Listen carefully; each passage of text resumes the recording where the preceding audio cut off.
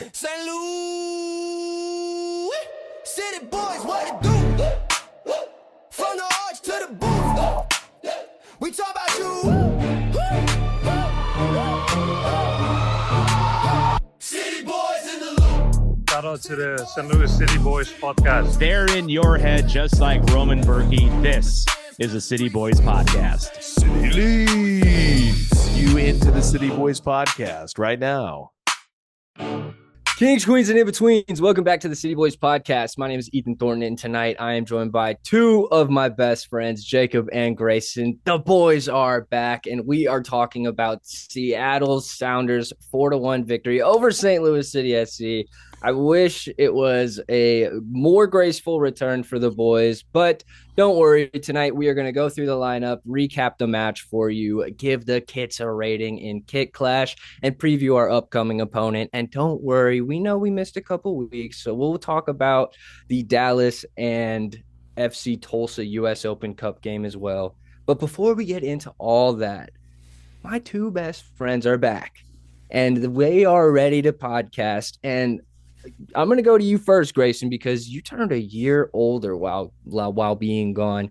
Happy birthday to Grayson Baldino. Thank you. Happy birthday. Welcome back. I appreciate it. I'm 27 now. I'm an old man.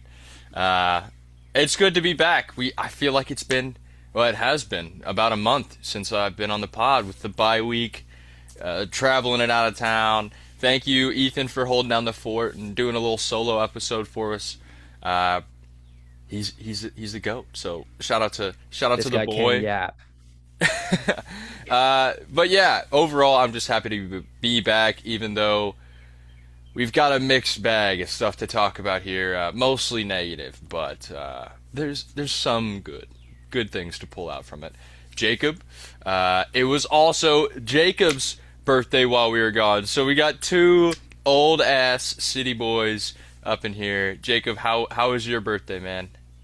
The birthday was cool. You were there. We went to Amsterdam Tavern to watch Classic. It was the FC Dallas match. So would have loved to get a W on my birthday, but that didn't happen. It also wasn't on my birthday. It was prior to my birthday, but whatever. It was the city game around my birthday. Now, other than that, been really busy. I got a new job, so been adapting to the new job. Same stuff. I'm doing the same thing, same career, just at a different place for more money. So that's always good. Also in and out of the city, which is why I've been slightly absent from the pod recently, but back and ready to talk ball with the boys. Ethan, no one cares how you're doing. Let's just get into it. Stop it, because I know you guys care. Because I'm wearing the coolest scarf on the podcast, the only scarf on the podcast as well, hand delivered to me by one of the founding members of the Forest Park Rangers. Oh, the scarf is upside down. How humiliating. It's all good, though. I had a great time with Tom Franklin, the soccer zombie. I'm repping the jersey tonight, as well as Jake Henry from Red Smoke Rising. Great seeing the boys up here in Louisville. Also, got some new additions to the family this past week while we took the week off. Some chickens have entered the Thornton family farm, and it has been quite an experience being a chicken owner, I will tell you guys. Never imagined a city boy like me owning some chickens, but it's going to be cool. What's been something, hold on real fast, on the chicken front, what's been something that you didn't plan for that has come up with the chickens? Like something, give me something. They honestly eat a lot more than I was expecting. They're so tiny. They're little birds, so I wouldn't expect them to be putting down food like they are, but we've refilled the food container at least a few times a day. These chicks are eating good. Is there any chickens with like city names, like Roman? I'm considering Selmir Pedro Berkey? For one of them. Do you want a chicken to not produce? I don't want that. So we're still on the fence about names. If you have any good chick names for us, drop them in the comments. Leave them down below. I think a good one for you would be Waza. Oh, Said chick Toykert. That's not even a reach, Grayson. Cedric Cedric. It's kind of hard to say. That's yeah. Said chick toiker. Without further ado, gentlemen, Let's get back to it. All right, St. fine. Louis City played against the Seattle Sounders over the weekend. It was not the most enjoyable watch. Let's get into the lineups. Jacob, break it down for us. This one, same formation as typical, the 3-5-2-1-3-4-3. Yeah, whatever. Demay balls, Demay ball. A couple of changes because we did have that Open Cup midweek, so we see Roman Berkey in between the sticks. Still, as always, and then we've got Timo Baumgartel anchoring the center with McNaughton and Paul Vara. McNaughton, I think this is his first league start of the season. Correct me if I'm wrong. And then across the middle four would be Santos at right wing back, Edelman and Durkin in the double pivot with Volum at left wing back. Our 2 10s are Marcel Hartl and Cedric Toyshirt, which it was good to see Cedric Toyshirt starting and getting some clock. And then Simon, probably a fraud betcher up top. Oh, brutal. We did have some substitutes. One impact sub. Thomas Totland came on in the 62nd minute for Dos Santos. Sangbin also came on in the 62nd minute for, I'm assuming, Cedric Toyshirt. By the way, I did not watch this game. Sergio Cordova came on in the 62nd minute for Simon Betcher. Brendan McSorley in the 81st for Conrad Volum, and then finally he makes his long-awaited return. The Lion, the King, is back on the field. Edu Lowen in the 89th minute. He's the impact sub for those of you who did watch the game. If you didn't know, Edu was in fact the most important substitution of the game. And before we even break down the game, maybe we should wait until we break down the game to talk about our thoughts about Edu coming into this game. I talked about it a little on Instagram, but we can hold on our thoughts until we break the game down. With that, Grayson, you are kicking us off on this game recap.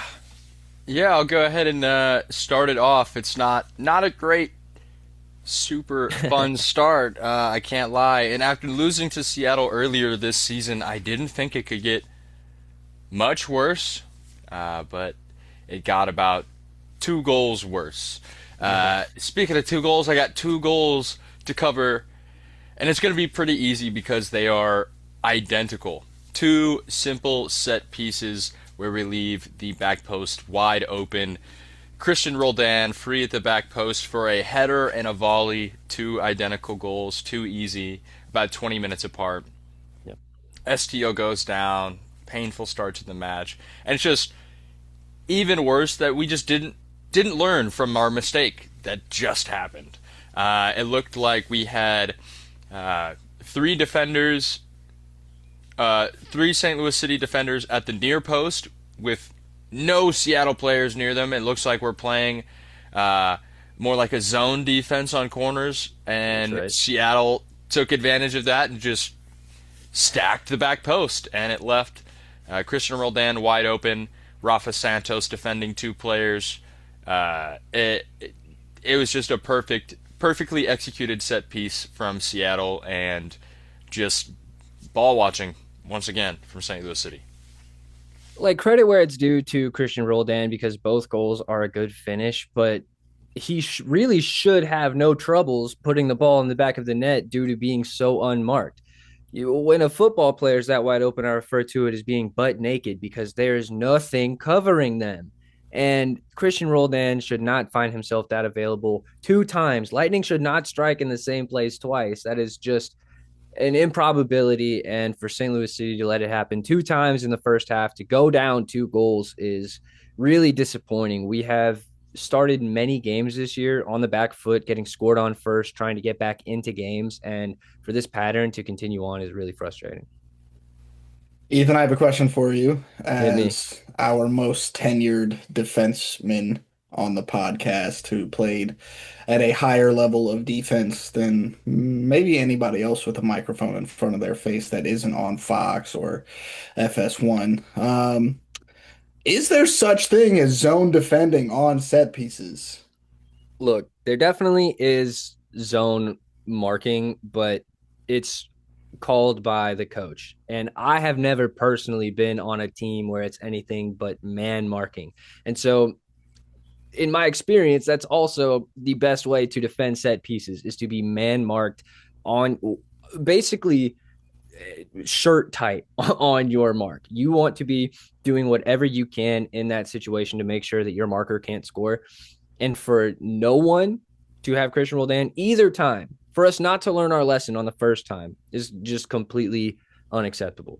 And So it's not like Christian Roldan is like this impending body where like, a 5'9" average height soccer player wouldn't want to cover Christian Roldan because they're just going to get dunked on.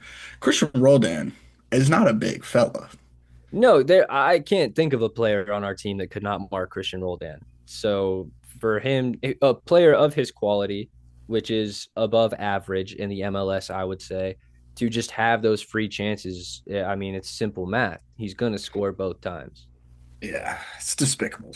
It To is me, despicable. it seems, and it almost makes it more disappointing. It seems like this is a moment where Seattle identified this before the game, have seen how we handle our corner kicks, did their homework, applied it in training, and brought it to the game and did it twice. Because it worked the first time.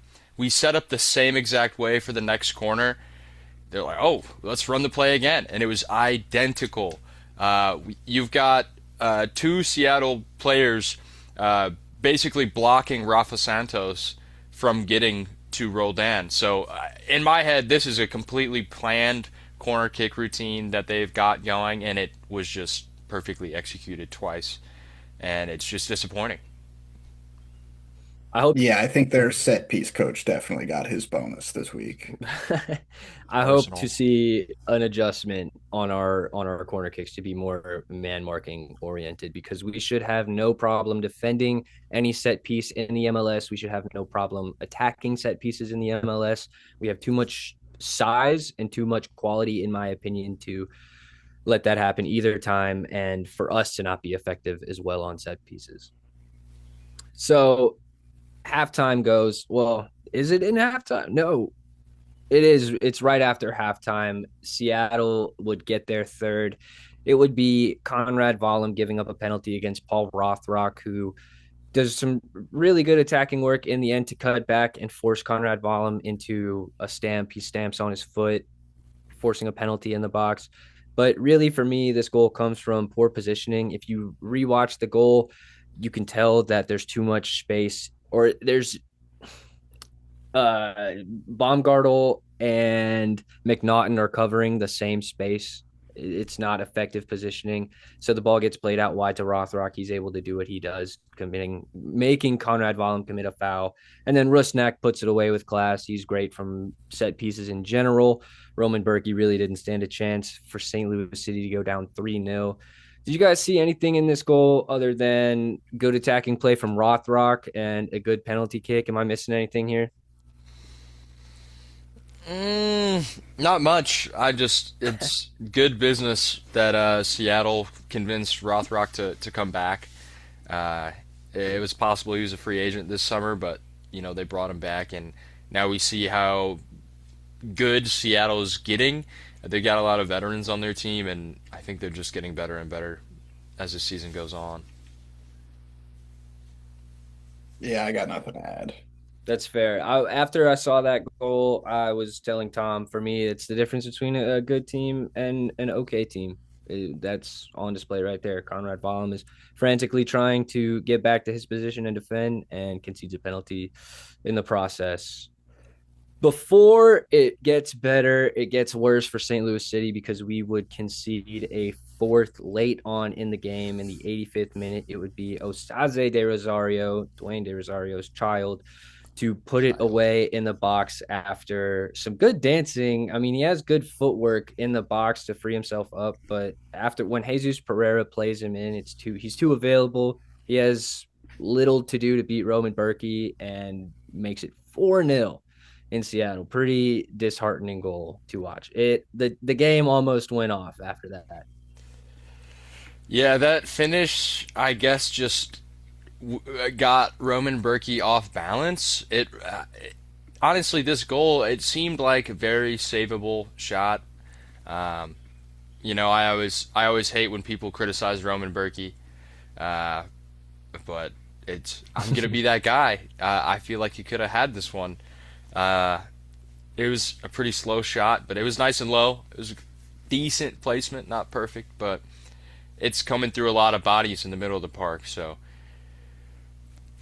another painful one, Yeah, honestly. it really should not be happening. Also, want to give a big shout out to STL Soccer News for the goal breakdowns on X. He is very good at pointing out exactly what went wrong and pouring just a little more salt into the wound. Yeah, he's a tough read after a loss. In the sense that it is just more bitter. Yeah. Well, not too long after that, Edu Lowen makes his long-awaited debut of the season after we all know what's taken place this year. I don't need to get back into it. But it was a delight having him back on the field, and he honestly gets us one for the road, a consolation goal for the team, but really an impact goal for Edu and the season. Honestly, the last couple of years that he's had, he gets on the end of a bouncing ball and he absolutely stripes it into the roof of the net. Mm-hmm. No time to celebrate though, even though we're pretty well into stoppage time. So it's not like we're pulling this one back. He could have taken a few minutes to celebrate. I wouldn't have minded as much, but this match would end 4-1. Gentlemen, how did we feel about seeing Edu on his return? I know Ethan, you had some comments for Instagram after the match, if you want to start us off. I would like to start us off, Jacob, because I was feeling pessimistic about this sub. The consensus among Tom, Jake, and Trista and I was that honestly, we shouldn't even bother putting Edu in. This is not the game for him. The risk of injury is probably too great for a 4-0 game. Could he make an impact potentially, but it's not worth it. Then he comes into the game and 2 minutes, 3 minutes later is banging a goal into the back of the net. I think it says a lot for the team. I think it says a lot about him. And I'll get into it more with my point, but to have his leadership and influence back and felt in that way in such an instant impact, I think really just speaks volumes to his influence on the team and the direction that he can take us. So I ended up being very happy seeing Edu Lowen come onto the field. I'm curious your thoughts on the situation, Grayson. I kind of have the almost the opposite reaction. I wanted him to come in sooner, just because in a 4-0 game like this, whether it's a young player you're trying to get minutes or an older player you're trying to return to the squad, in a game like this, there's not a lot of pressure to create anything. You're losing by 4. We're not gonna come back and win this match. We're already too far gone. They're not gonna bang in 5 more goals. So it's really just get out there, play your game, see what happens. And for me, to get Lowen back in this game, and even that is enough to be a positive from the game. Just to see him out there, it's a light at the end of the tunnel. We've been waiting so long to see this guy. He improves our team so much every time he plays, and we saw it in just 2 minutes exactly what he brings to the squad. It's not always goals. It's not always bangers like that, but he improves the team so much when he plays. So the sooner the better. And, he wasn't really returning from injury, so I wasn't too worried about that. But just getting minutes, getting him back to fitness, getting him back to, top level MLS speed, getting him some minutes there was a positive for me, and rewards us all with a goal, a little moment of Lowen magic. So I'm excited for the future, and I'm glad we did it. And I wish, I wanted to give him some more time, but apparently 2 minutes is enough for Lowen, so no big deal. How optimistic of you, Grayson? Yeah, I kind of sit in the middle of the two of you. I I think it's a benefit for him that his initial return to a match is away, because I'm sure once he returns at home, it's going to be that much more emotional. So I agree with you, Grayson, that away we're down 4-0. There's not that added pressure of a home crowd probably giving you a standing ovation as you enter the pitch. Right. You just get to come on, play ball. It's simple. It's honestly childlike. You don't have to worry about any of those outside factors. And then I also agree with you, Ethan. What really is the point? Sure, we got a goal. Does that really make that much of a difference in the goal difference standings at the end of the season? Probably not. A few minutes in this type of game, probably not great. Also, Seattle's field is kind of known for injuries happening on it. Not nearly as much That's as true. Foxborough or the New York Jets Stadium. I can't think of it right now. Um, sure, he's not returning from injury, but he has not played soccer at a fast level in quite some time. Um, and it would suck for him to have gotten subbed on and then he hurt something, pulled something, tear something, and then we're Oh, without Lion for even longer. So I see the argument for both. Personally, I have Edu on my top 10, almost top 5 list of favorite players to watch. So it was great to see him get some clock just from a personal standpoint. I love the way that that man plays soccer. yep. And I'm really, really looking forward to seeing more of it this season. Hopefully, with the heart and the lungs that that guy's got, it's sooner rather than later. Hey, it may not be a big difference in the goal differential at the end of the season, but it did. It might make a difference in the prediction points because I predicted a Leuven goal in the group chat, not in the video. So just so you guys know, Still counts. just It so still you guys Still counts. know, counts. I It was did. official. I did do that. It So was official. yeah. So thank you again, Leuven, because I don't have very many points this season. That might have been my first point. Off to a rough start in the prediction category for the City Boys. We have been sipping the Stinking it up. May Kool-Aid. Stinking it up.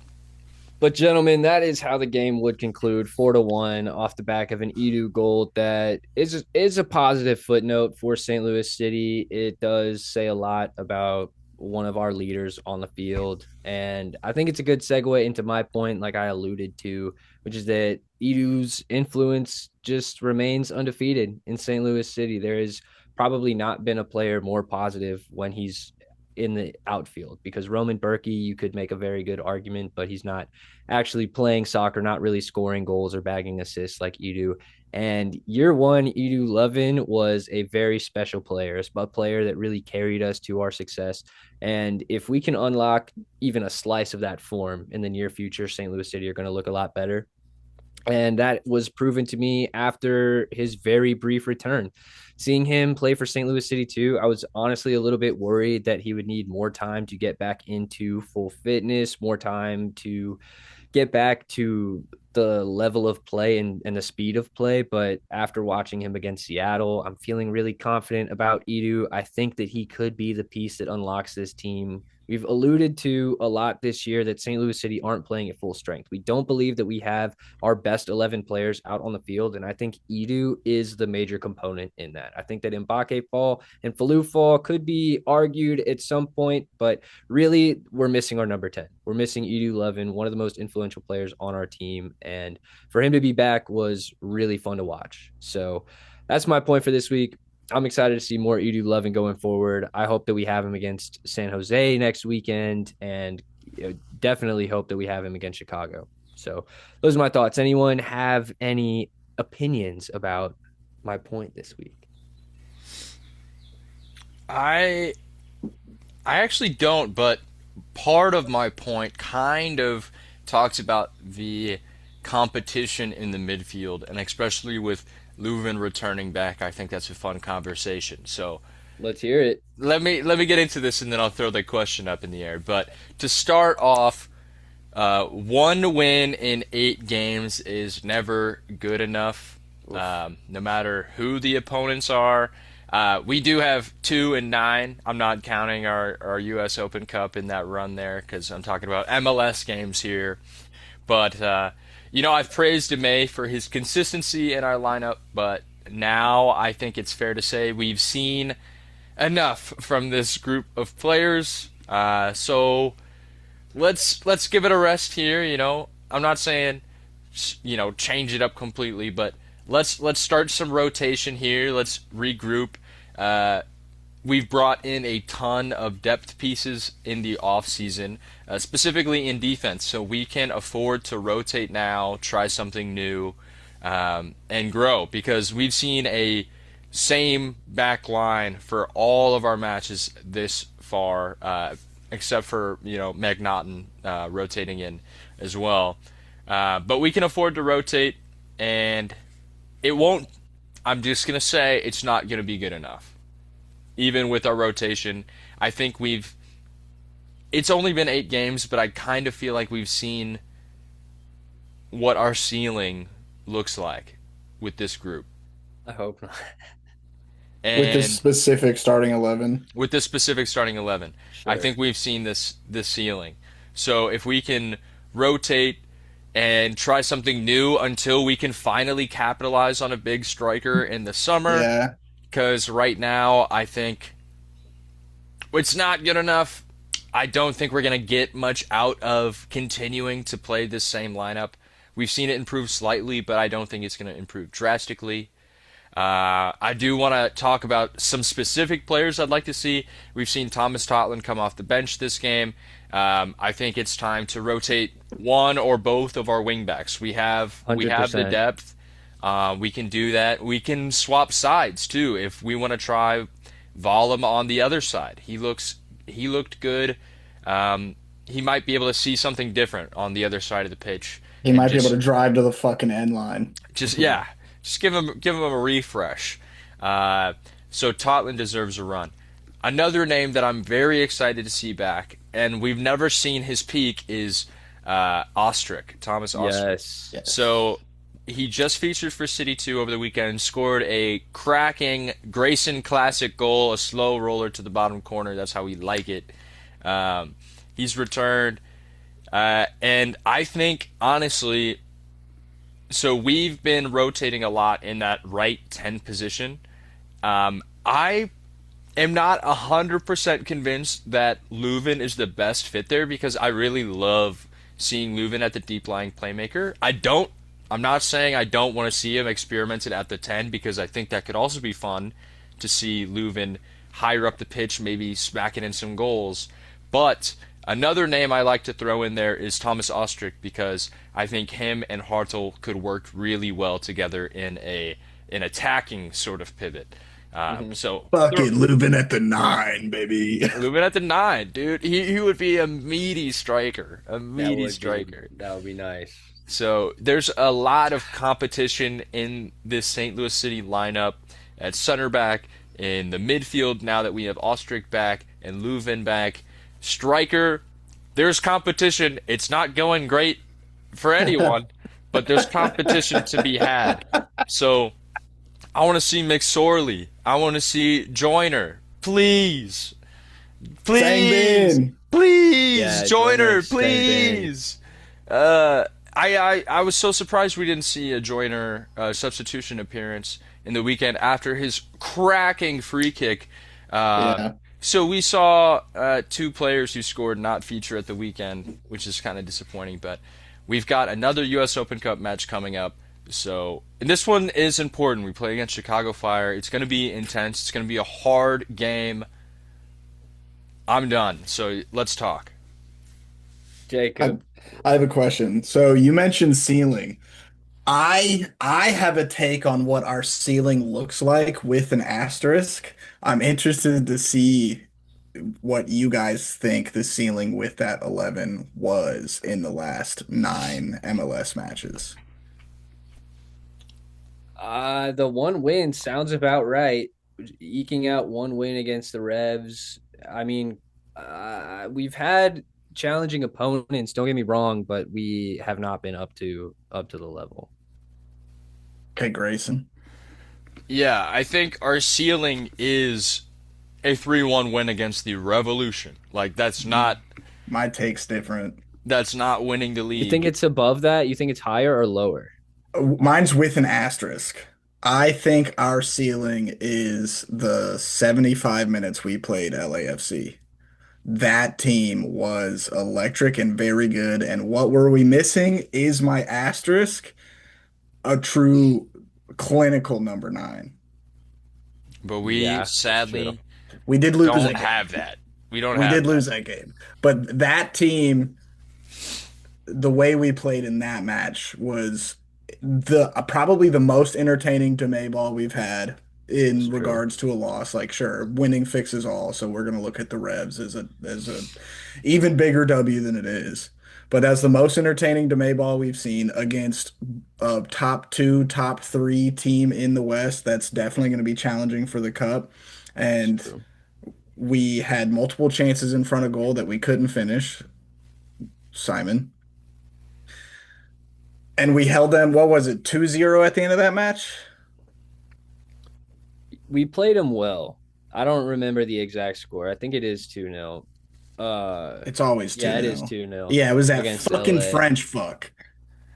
I would say so. Chouanieri's bitch ass. That's his fucking name. Chaudieri or whatever. Yeah, I have a fear because a couple episodes ago I was still positive about our offense because we were I don't remember what it was at the time, but I want to say top 10 in the league in shots on target. It was obviously we were creating chances, we just weren't finishing. Like goalkeepers were either saving them or they just weren't clinical enough chances. But now we've dropped off that. We've slowed down in chance creation. I think we're now I think we're still top 20. But Yeah, it's middle of the pack though. yeah, now we're middle of the pack. I think it's about 4 shots on target per match. So I'm starting to see our offense regress. And the problem before was the offense not being good enough in the first place. So if Yeah. it's regressing even further, then I fear there's no way out of it, especially if now we're finally seeing Cordova get a start and it's even worse than Betcher just because he still hasn't scored a goal. Betcher has. That's the only reason I'm saying that. Yeah. Cordova's been bad. I won't even lie. And Betcher has an assist. But he has way more minutes, I will say, than Cordova. But So my thoughts are that we definitely have a problem scoring goals. That is very You're obvious just the with St. Louis greatest City. armchair analyst ever. Yeah, frankly, You're I'm onto surprised something. ESPN will be calling soon, boys. So get ready for my departure. But I also recognize that St. Louis City have a problem in keeping goals out as well. We have no clean sheets in the MLS this year. And I think that Damn. we can acknowledge that our defense has improved possession wise over since Deme has arrived, although we are getting scored on a lot. One goal against Charlotte is good. One goal against the Revs is okay. Conceding one against NYCFC is fortunate, but The I two think- against LAFC were fucking worldies. We covered that game.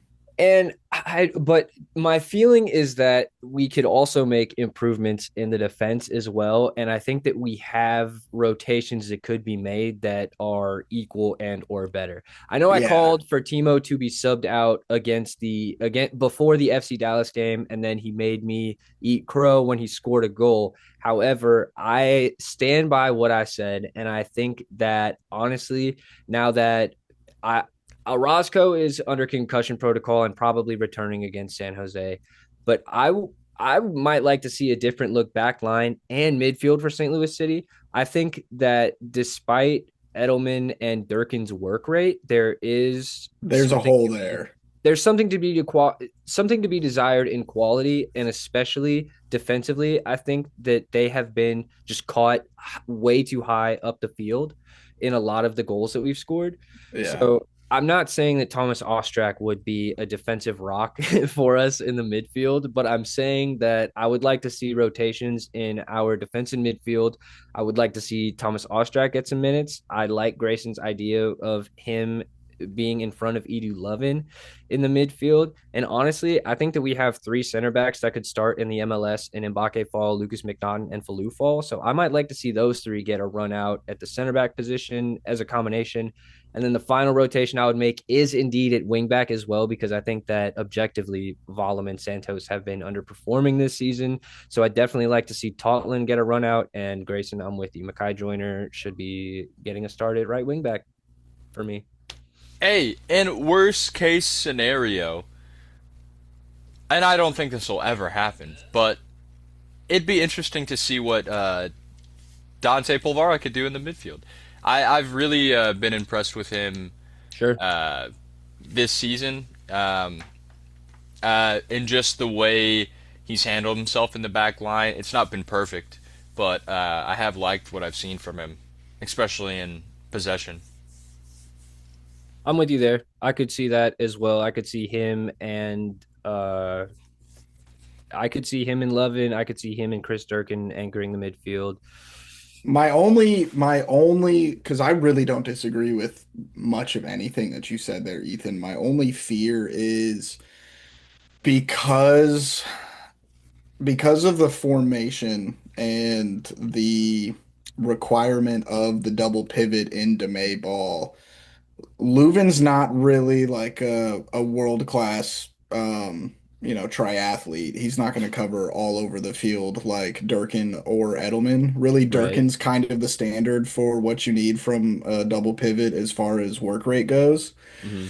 I think one of Durkin or Edelman, just because of their lung and cardiovascular capacity, have to be in that double pivot because Ostrak, like you mentioned, is not a defensive guru. Edu's not really either. I need to see Miggy Perez boss a game in the US Open Mm, Cup before I give him much MLS clock. Um, and then Dante Polvara, I love him. He's huge. He also doesn't really have, or at least we haven't seen the work rate that's required from someone playing next to Edu. that's For fair. everything great that Edu brings to the table, defensive work rate is not on that list of five attributes from him. I would say in FIFA it's medium. Yeah, he's like a 65 defensively. Um, So that's my fear is like we on paper have depth at that position, but is it the right depth is the question. No, I'm with you there, Jacob. I will say you don't got to be all over the field if you're in the right spots on the field. Fair. Yeah, That's fair. you're There's not other lying. there's other types of CDMs. Also, I realized that in my long monologue, I didn't really address the striker position. And frankly, if we're going to see the same production from McSorley and Simon Betcher in the minutes allotted that they've had, I want to see McSorley get a start. I think that he has a chip on his shoulder and wants to get more minutes in the same vein as Makai Joyner. So I wouldn't mind seeing him start. I don't exactly anticipate him being like a 10 goal scorer this season, but I would love to be proven wrong. I really liked what he brought at the end of last season too. Yeah, So I think if we can bring back that form, I'd love to I'm see tied it. with Sangbin and McSorley for those minutes. I could either one would be fine with Yeah. me. Yeah, Either one. But I I feel agree bad with for you, saying that. Grayson. Your point's 100% right. I think now's the time to make those uh changes to the 11. Yeah, We've only won one MLS game in the last nine, Agreed. Yeah, I think and it's we time. beat a really underwhelming USL side in Hmm. US Open Cup. So, like, while yeah, the W's great, we get to move on. We're supposed to win that game. Convincing but expected, right? Yeah. We really should be playing that game in that manner, conducting ourselves the way we did, taking care of business, and then moving on to the next round. Which brings me to my question for you fellas. Since I didn't watch the game, I don't have a point. So, great radio here. We're going to use this time to transition into US Open Cup talk. Fellas, I propose to you, is it a victorious season from DeMay if we miss the playoffs and not like we almost squeaked into the playoffs? We just missed the playoffs, but we win the US Open Cup. Oh, 100%. 100% for me. Because, one, that's silverware, and not just any silverware, it's silverware that is historically important to St. Louis as a city. I think it means more to us than it may to some other clubs. That's But fair. and I also don't foresee us making the playoffs this season. So that would make me feel a whole lot better. Na na Winning, na na. winning. Hey, hey, waka waka, hey. I forgot the rest. For those of you who don't know, when Crystal Palace won the FA Cup, the goalkeeper dubbed again, who gives was a it fuck? 2010 World Cup? That's South Africa? That is South Africa. Yeah, he dubbed the South Africa World Cup song Nami Nami Na Hey Hey Waka Waka Hey. So what? We finished 12th again. We won the FA Cup. Close enough. Something You like know, that. 12th again, who gives a fuck? Okay, We yeah, won yeah. the Cup. I'm feeling like 90% yes, that is a successful season because the Open Cup is really meaningful to St. Louis. I think it also means more domestically than the Supporter Shield. I agree. So, but where my 10% is at is missing the playoffs badly. Missing the playoffs badly is I didn't say badly. Don't twist my words. you didn't We say would do badly. it badly, though. You implied that it would not be close though, which to me is bad. Okay, Nami Nama Hey Hey, we finished 13th again. So, like, what I'm saying though is in the MLS, in the league where out of 30 teams, 18 make the playoffs, you are a bad team if you don't squeak in there. So, Yeah. and that might represent St. Louis accurately right now. It just doesn't necessarily fill me with the same satisfaction that I think Grayson got from that. So that's where my 10% is. I think I would like to see at least St. Louis City challenging for a wild card spot. In that case, then the season is a green light success to me. Otherwise, I think, yeah, it is a complete failure. It would be. I don't think I could ever say a season's a failure if you win a trophy. It depends That's on. coming from a Chelsea fan, folks. It's hard to argue. We win trophies. We win trophies. What can I say? We won From the club- Manchester City club fan, if you champion. don't win it all, it's a failure. Yeah, so spoiled in recent history. Nice. You gotta win something. Otherwise, it's a complete failure. If we, I'm hey, gonna play Switzerland again because I agree with you both on this one. I think there's room for it to be a success, and then the conversation around, okay, we won the FA Cup in this style, in this, or not FA Cup, we won the Open Cup in this style, in this fashion. Why didn't it translate to MLS success? Because at the upper echelon of the Open Cup, it's all MLS teams, or at least it has been in recent history. So why are we able to beat them in, one-off win or go home games, but when it comes to piling up points in the MLS, it becomes a problem. That's the conversation to be had at that point, which then you do look at the MLS season as a failure because not much change from DeMay Ball from FC Tulsa, from Dallas to FC Tulsa. It was just the level of competition. I will say that we have had that opposite problem before in our season one where we were great in the league. It came down to the knockout games and we lost first round. So it'll be interesting to see because in order for us to win U.S. Open Cup, we have to be able to beat teams in one-off games. And I haven't seen that from my club. I haven't seen Yeah, that from my club. we beat two teams in one-off games. I'll ask the group because I'm thinking, would you consider it a success for St. Louis City doesn't win the Open Cup? If we get to the final, if we get to the semifinal, would you guys consider that a successful performance in the Open Cup, or is it win or bust for you guys? If we make it to With the final, I'd I would be, and we didn't go to playoffs, and we made it to the final. I would at least be happy. I'd be like, Nah. yo, I would be, happy that we made it there. But I'm Nah. not gonna be like, oh, we're back, we're so back. No, Nah. it's like It's winner. we made it there though. Nah, I think I'm not gonna say would, it's a success though. personally, happy it with would it. hurt way more to lose in the final than to get knocked out in the semifinal.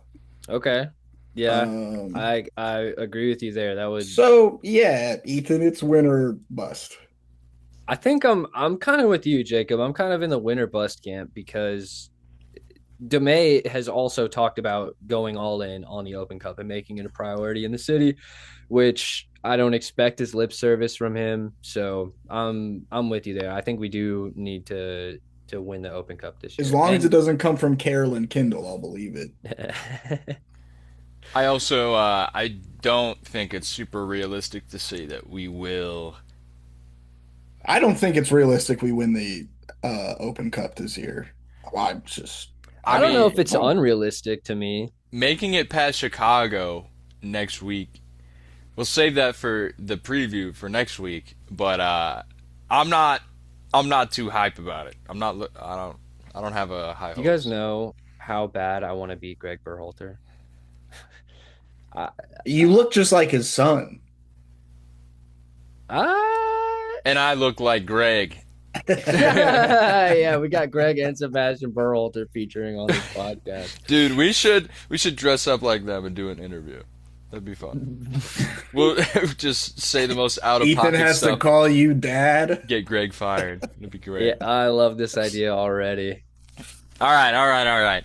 Real quick, because I think it'll be a short one.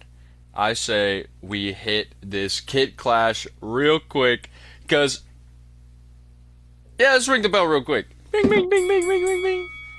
So the reason I'm saying this is a quick one, we've played Seattle twice this season. They wore the same kits, so we're talking about the away kits, which we have not seen, but we did rate them last season because they had the same away kits from last season. I will say this kit is quite great. I'm sure the rating has gone down a little bit just because, it depreciates over time. I'm But just gonna give it an 8. I think that's solid. Quick 8. That's solid. Ethan, what you got? I'm going a little bit higher. I'm going to go for an 8.4. That is a banger of a jersey. It looks like a blanket. It does look like a absolutely lovely, So cozy. lovely blanket. So this is does it have a name? The Also, Salish folks, Sea. that's coming from a guy who wore earmuffs in the cold for soccer games. Whoa. Inspired by Salish weaving patterns. It looks lovely. I'm a big fan. I'm gonna go with an 8.9. This is a great kit. Great kit overall. Never forget the earmuffs, boy. It was an ear warmer, I'm pretty sure. That's diabolical to wear headphone style earmuffs during a soccer game. You gotta stay Yeah, that's warm. crazy. I'd go for gloves and no long sleeves before that. I won't forget the motherfuckers wrapped around your head. It was cold, okay? His ears are gonna fall off, bro.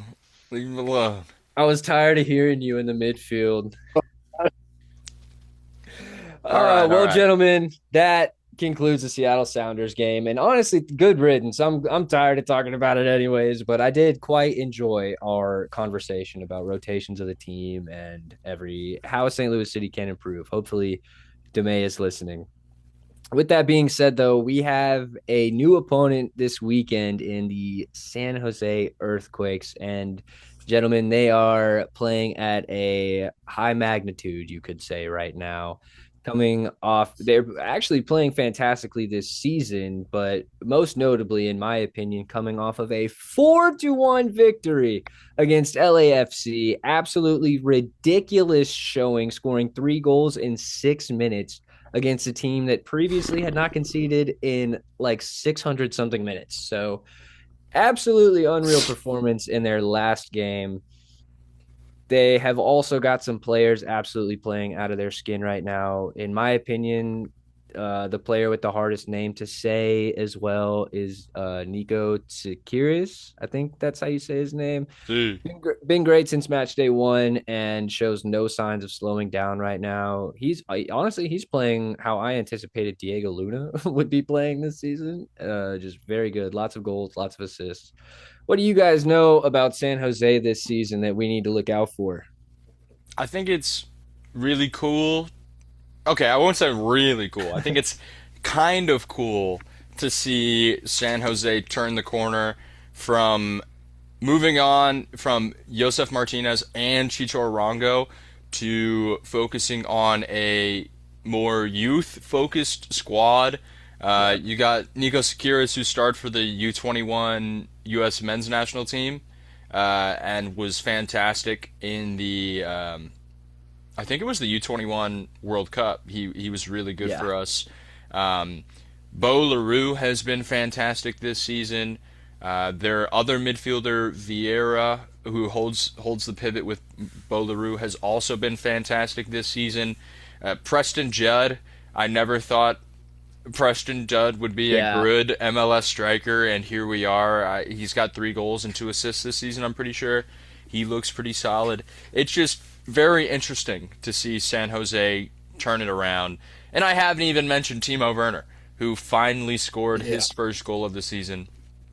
So they're honestly a scary team now out of nowhere. And I thought they were going to be scary last year.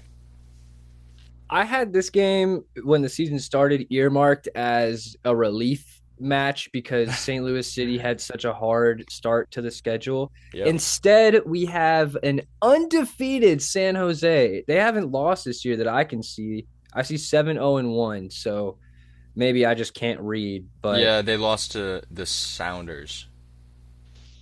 I think either way, 1-0. they did 1-0. You're right. But that's disgusting. They've lost 1 game this year. St. Louis City have won a single game this year. They're also doing it in a unique way. Taylor Twellman and his co-commentator were salivating at the way that Bruce Arena had built his team around draft picks and homegrown young players. And honestly, that is something to admire cool to in see. the DP era. So credit to Bruce Arena in San Jose. Jacob, what are you thinking for this game? They return to Energizer Park. I think that helps. It helps. Not a lot in the scoreline, but I think it helps.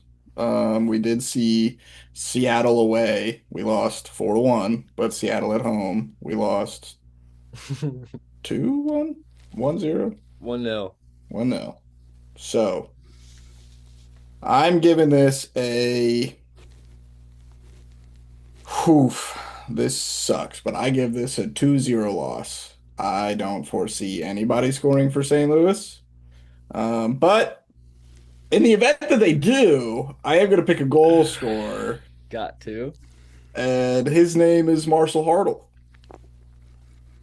Figures. It's a good choice. Because Figures. if anybody's going to score in this team, in this starting 11, it's going to be Marcel Hartle. I almost feel like this is a classic MLS game where St. Louis City somehow just win at home. Some part of me feels that way. I'm gonna predict a loss because I don't want to be right.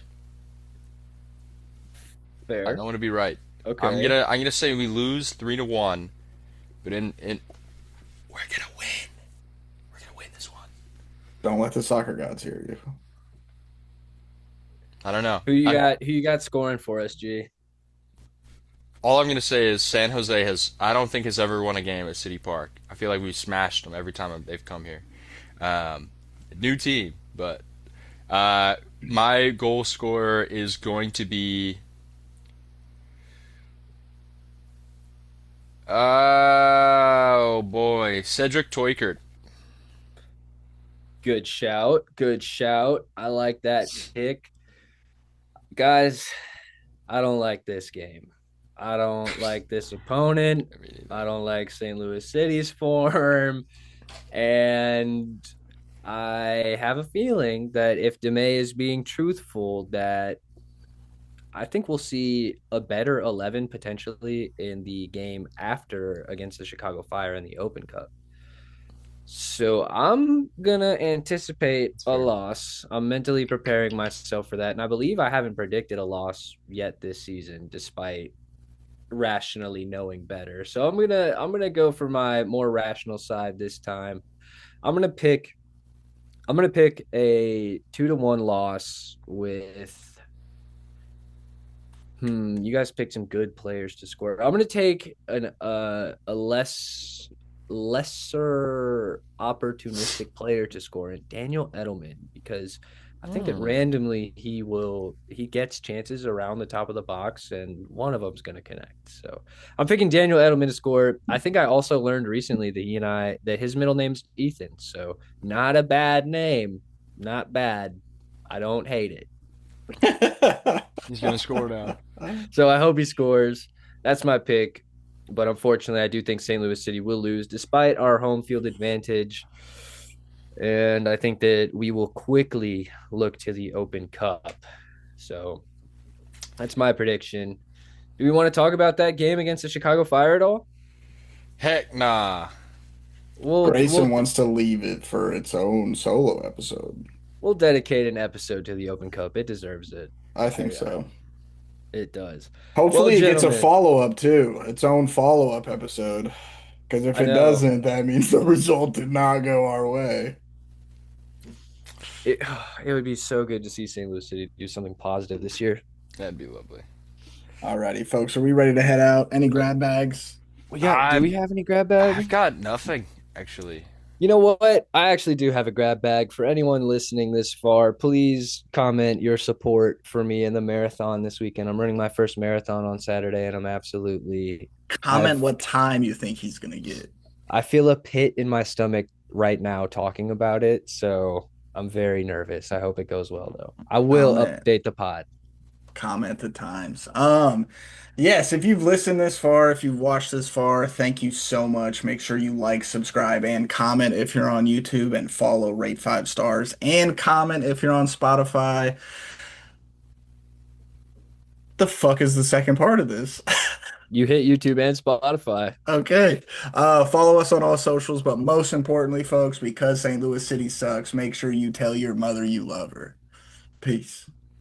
STL. STL. STL. St. Louis City Boys, what it do? From the arch to the booth, we talk about you. City Boys in the loop. City Boys in the loop. City Boys. Turn it up, run it back, that's the crew. That's the crew. From the stands to the streets, we true. St. Louis, City Boys in the loop. Red smoke in the sky. Game day in the eye. Every play, every fight, we gon' break it down right.